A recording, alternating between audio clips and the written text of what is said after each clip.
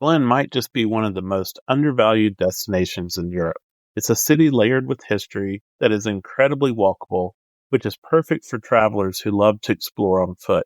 In this episode, we're sharing our recent visit to Berlin, a trip that didn't start out quite as we had planned, but a travel delay meant that we had less time in the city than we had hoped, but we still managed to cover a lot of ground and uncover some memorable highlights. If you listened to our last episode on planning this trip, tune in today as we talk about how we modified our itinerary and some of the things we would suggest you might want to put on yours. So let's get started.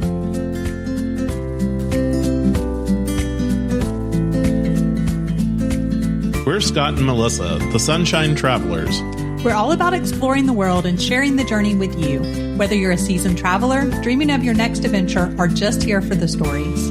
No matter where you are on your travel journey, we've got firsthand experiences, tips, and plenty of inspiration from some of the most amazing places on Earth. So buckle up and get ready to travel with us.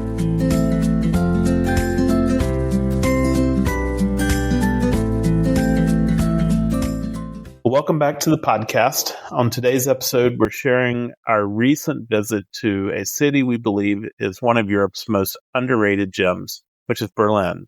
It's a place rich in history, culture, creativity, and surprisingly, it has very walkable neighborhoods that make it easy to explore on foot. We had definitely planned to spend a lot more time exploring and soaking it all in. But our travel delay actually cut our time short by about 12 hours. So we were supposed to land at 7 a.m., have that whole day. And it was really 5:30, 6:30 probably by the time we got to the hotel and got checked in. So what we're going to tell you about then is how we really made the most of our visit, even in a lot less time than we expected. So if Berlin wasn't already on your radar, because it wasn't really on our radar, we actually ended up making it a part of travel plans, which is something that we like to do that gives us a chance to see even more places. But by the end of this episode, we hope that you will put it on your radar because we've really, really enjoyed our time there. Yeah, as a matter of fact, we had looked at a couple of different places in Germany because that's where we wanted to start our trip. But Berlin just is one of those that came onto the radar. And I said, you know what? It would be so cool to go back to Berlin. It's been 40 years since my last visit there. So let's start out talking about, what we had planned, because we had 2 days that we were going to spend there. And then it really ended up just being one full day and then one evening to do just a few different things. Yeah. And so this is really just a reminder to all of us that travel delays happen. And we have actually heard from several people after this happened to us talking about delays into Frankfurt recently have become the norm and not really an exception. So how did we kind of modify our plan? So the good thing is that we were kind of planned to do a walking tour on our own. So we hadn't really booked anything, which really helped, right? Because if we had things booked to try to get to that first day, which a lot of times we don't, we did in London and it worked out fine. We did it later in the day. So we would highly recommend is to kind of not book up your arrival day because travel delay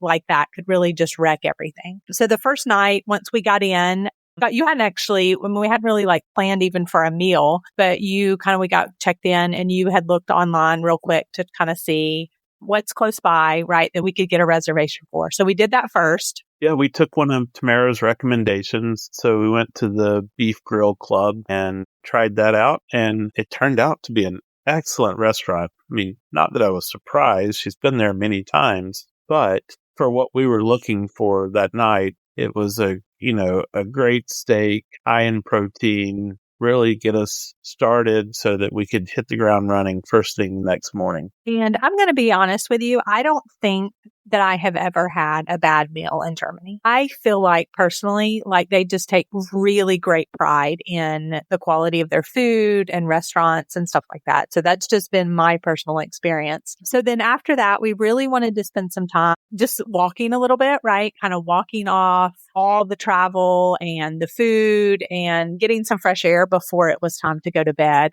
And the good thing is that this time of year in Germany, in Berlin specifically, the sun doesn't set till around 9:30. So keep that in mind because that's going to be very different depending on the time of the year. But in May, we did have some kind of extended daylight. So we were able to walk down to the Brandenburg Gate after dinner and kind of check that out and, just kind of walk around a little bit. We walked over to the memorial to the murdered Jews of Europe as well and just kind of got us some fresh air and a little bit of walking as well. Melissa, let's talk real quick about FlyKit. This is the second time that you've used it. It's the third time that I've used it on a long haul flight. And, we're not sponsored by FlyKit, but my goodness, what a difference that makes in the long haul travel. Yeah, for sure. I feel like, we were tired. Like, don't get us wrong. We were tired.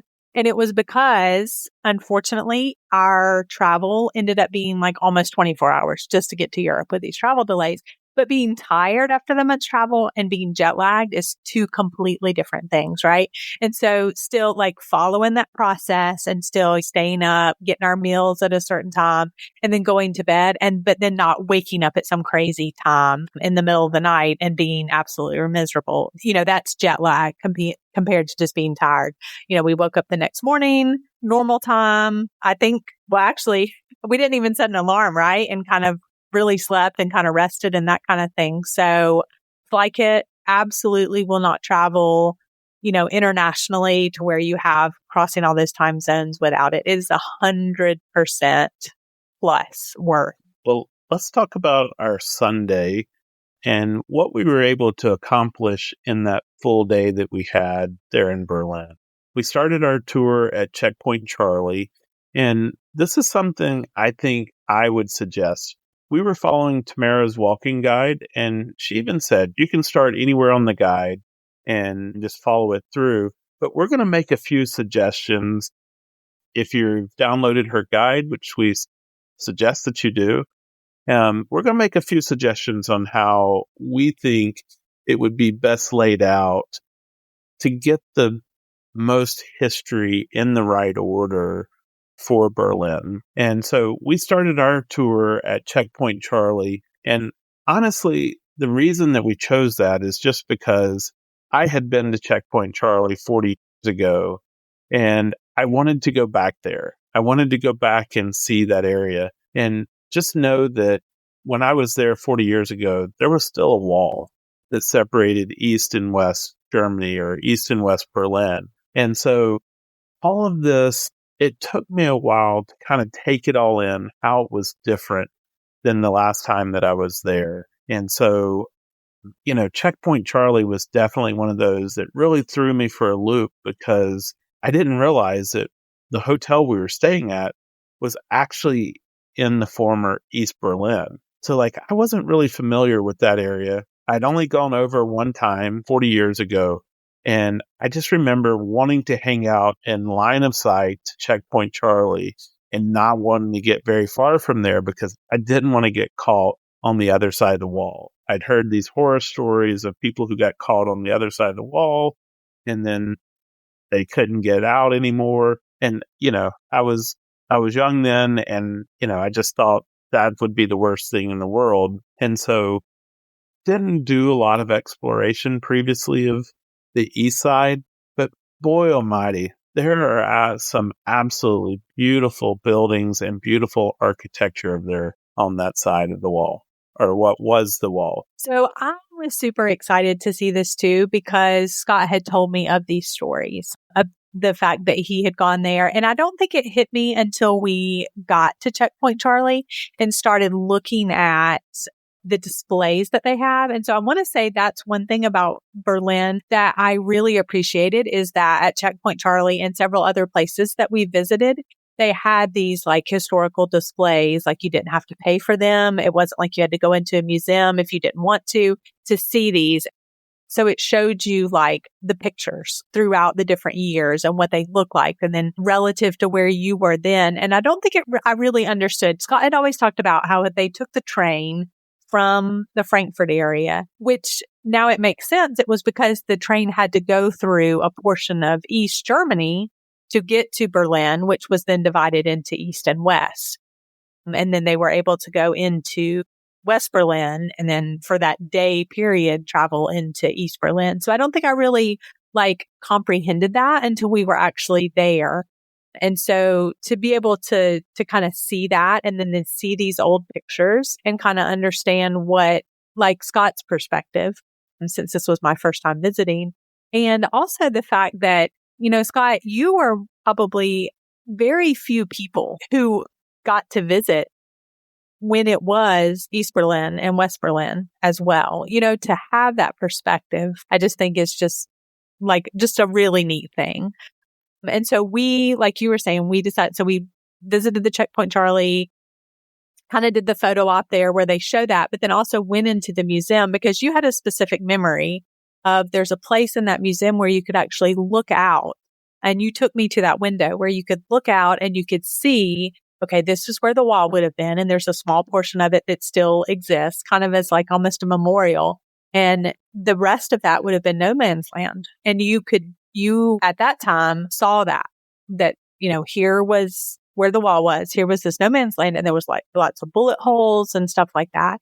And so just what a perspective and a memory. And then now for you to be able to revisit that and to share that, I think, with me. And so the thing about that Checkpoint Charlie Museum, while there are other things, I think it really, if you're interested in history, it gave you that perspective all the way, I would say probably before 1900, wouldn't you say? Or at least the early 1900s throughout even present day as well. So before the wars and just how the history and how all this transpired, throughout over 100 years, I guess, right? So let me just say, you can spend a lot of time in Checkpoint Charlie. I recommend you give yourself about an hour, hour and a half.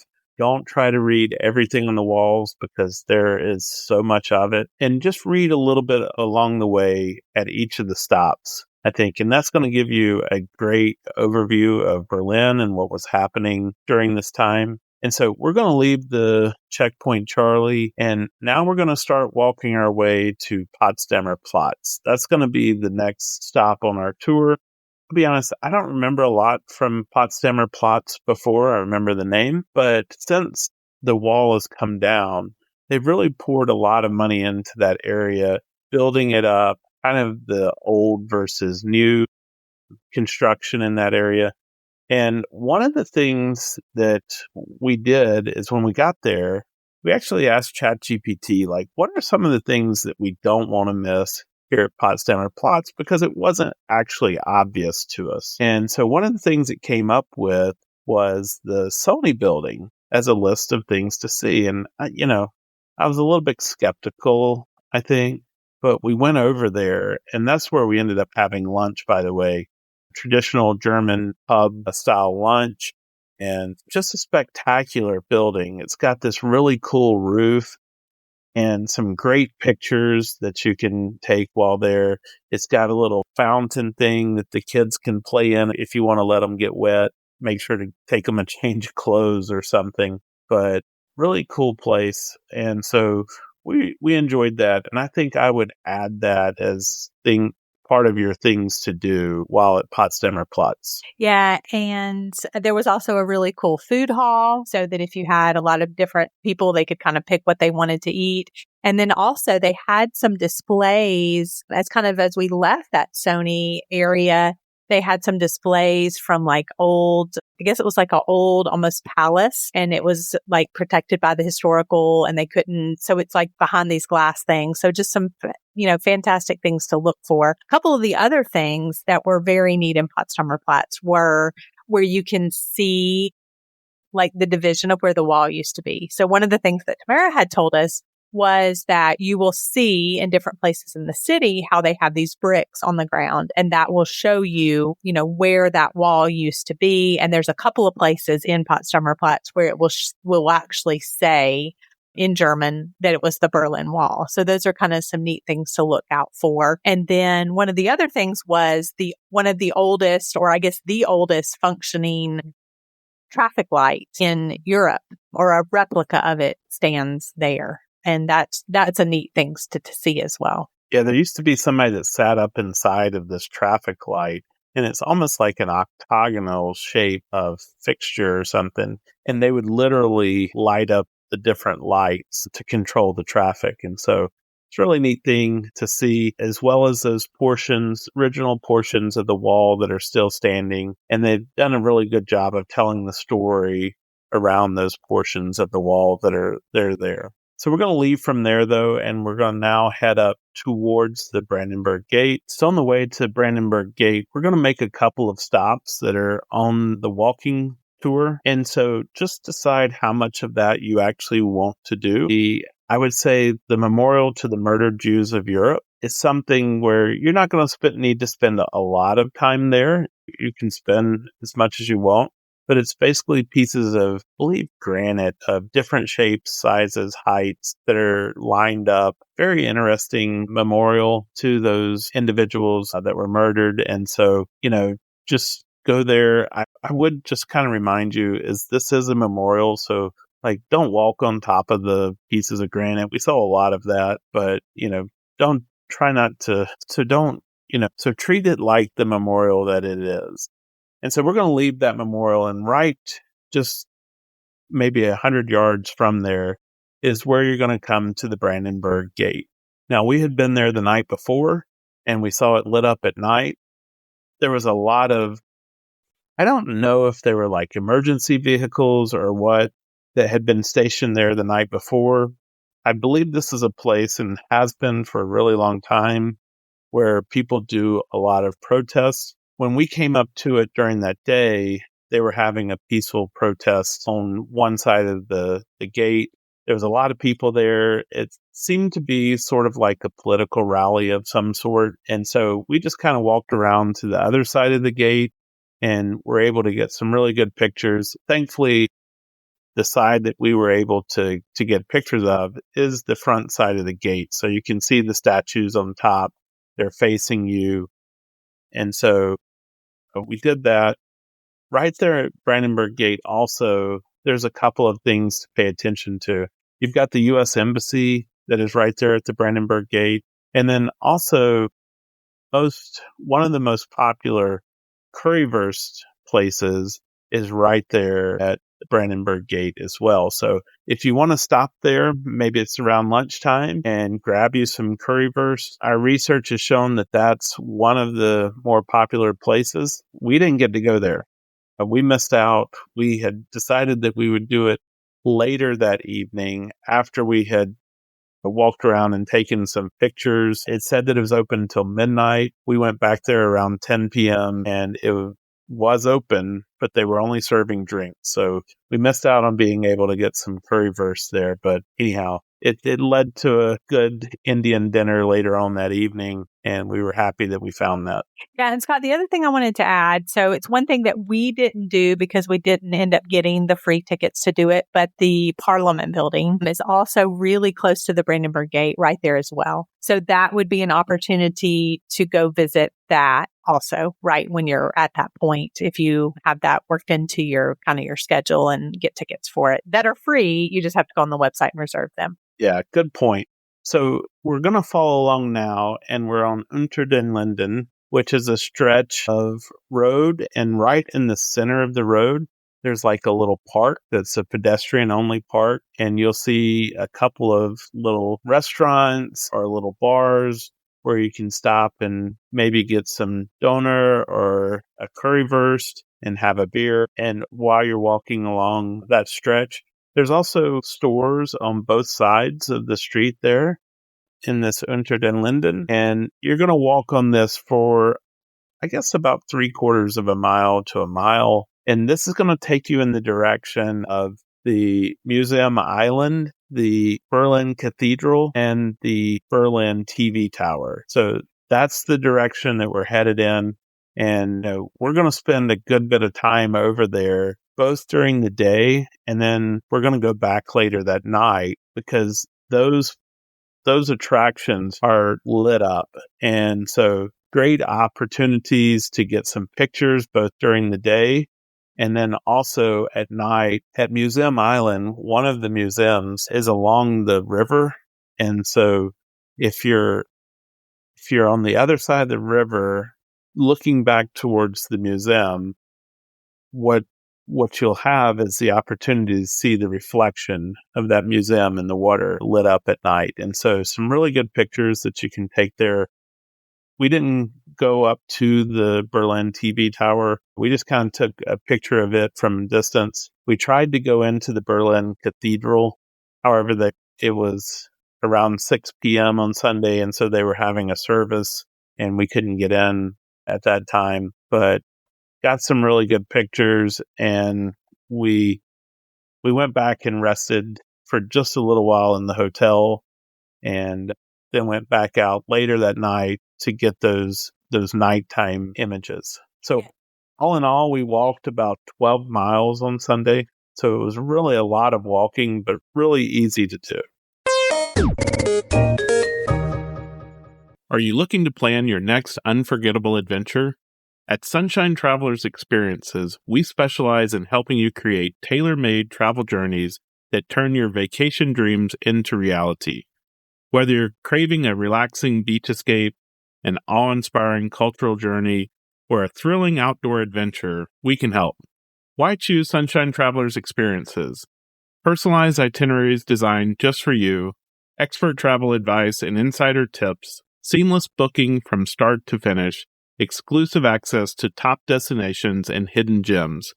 We also book cruises, all-inclusives, groups, tours, and so much more. If you're unsure where to even start planning that bucket list trip, start by asking us. Then let Sunshine Travelers Experiences handle the planning so you can focus on making the memories. Explore now, sunxtravel.com.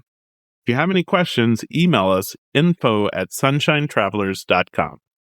And a couple of the other things I want to point out is as you make your way, I guess really throughout the former East Berlin, but especially that stretch, look out at the traffic, or I guess the walk and stop, the pedestrian signals, that they are very unique and very different to East Berlin. I feel like throughout the rest of the world, you don't really notice them, right? You know that they're a walk and don't walk signals, but they're a very unique little walking person. So much so that they have almost turned it into a brand. And there's some little shops where you can go in and buy all kinds of things that are these unique walk signals.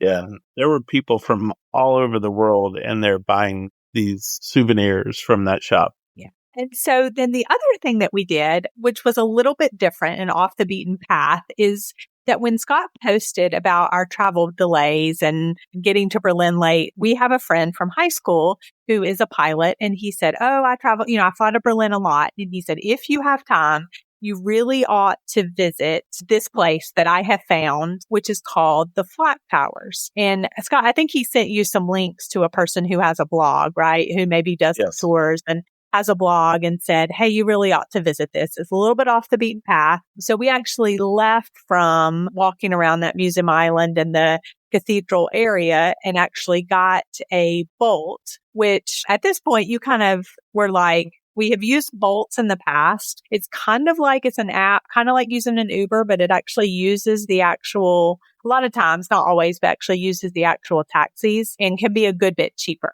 Right. So you use the Bolt app. We got a Bolt to go over there because it was a few miles. So it would have taken us a lot of time. So what these are is they were towers that were built as a means of protection during the war. Matter of fact, the residents would even go inside these towers. They're really thick walls, for protection. It was interesting because I was reading this story, and we should link this blog in the show notes because there was a lot of great information about Berlin there, but especially with these flak towers. But it was funny because they said if the air quality became too bad, didn't matter what was going on the outside, they would have to evacuate out of these flag towers into the bombing. But so anyhow, they gave you really good, they sit up over the city and they give you a good panoramic view looking out over Berlin. And we were actually treated to a pop-up rave when we got up to the top of this tower. Yeah. So, and this is set really in the middle of a park. And so they have a couple, like you can kind of just meander the path, which is almost like a paved path, but there were some stairs. just depending on how kind of a strenuous walk you wanted to do it. There's two of them, right? So yeah, there was kind of the rave going on one of them, and the other one was a little bit more quiet, but people had taken, picnics and drinks, and, we had all groups of people sitting there playing card games and stuff like that. So again, it was a Sunday afternoon. So just kind of, just chilling out and relaxing in that park. So we did that and saw that, and then kind of made our way down the other side of the park into a rose garden before making our way back into kind of the central part of Berlin where we were staying. So Melissa, we did a lot of things in the 24 hours that we had to spend there. We had planned for 48 hours, which would have been really 2 full days, but we got a lot done. I have a question for you, though. What would we do differently if we had more time, if we had that full 48 hours? Yeah, I think it's like you mentioned, we didn't get to go into the church there, the Berlin Dome, because it was 6:00. I think they had kind of closed at 5:00. So that probably is one thing that if we kind of had timed that right, and then maybe we would have hit up a museum or so, I would think. And then, of course, if you have time and go on there soon enough and can reserve that for the Parliament building, I mean, I'm kind of glad that we didn't, end up reserving that for Saturday or something, because we would have missed that. But I think probably going into a few more of those types of places as well. And then maybe spending some more time. There was one exhibit about like the Berlin Wall we could have spent some more time at. And then there was one place where we kind of noticed that there was a lot of old East German cars. Maybe could have explored that a little bit more. But I do feel like, it's like you said, I feel like that we at least got to, see everything that we really wanted to at least see from the outside and get a good feel for the city. And then one other thing I wanted to mention is that the area where we stayed, so we stayed at the Hilton Berlin. I really felt like that was a great place to be able to walk to all of these places. We found that it was really not, we felt like a good value for the money. There were also some Marriotts in that particular area, but being in that area, we were right next to the German, I guess it was so different from the Berlin Dome. Okay. Then there's a German Dome and the French Dome and the concert house kind of in a complex right there. And that's where that Hilton Berlin is. And so that just ended up being a really great location, 10 minutes walk to the Brandenburg Gate, 10, 15 minutes walk to Checkpoint Charlie, 10 minutes walk to the Dome. So it was really a really good central location. So just keep that in mind as you're kind of booking a hotel to stay at as well. Even with a shortened visit, Berlin left a lasting impression on us. It's a city that rewards curiosity, where every street seems to tell a story. We barely scratched the surface, but what we did experience reminded us why sometimes it's not about how much time you have, but how you choose to spend it. If you've ever considered skipping Berlin, we hope this episode gives you a reason to look again. And if you've already been, maybe it's time to go back with a fresh set of eyes. Don't forget to check out our photos, videos, and travel tips on social media at Sunshine Travelers Podcast. And as always, the world is full of sunshine and surprises. Make 2025 the year that you explore beyond the familiar. That's a wrap on this episode. We hope it gave you some inspiration for your next adventure. If you enjoyed the show, we'd love for you to leave us a 5-star review on your favorite podcast platform. It helps others find us and keeps the travel conversations going. Don't forget to follow or subscribe so you never miss a new episode. And come hang out with us on Instagram or Facebook at Sunshine Travelers Podcast. That's Travelers with 1 L. Most importantly, share this episode with a friend. You never know, they just might become your next great travel companion.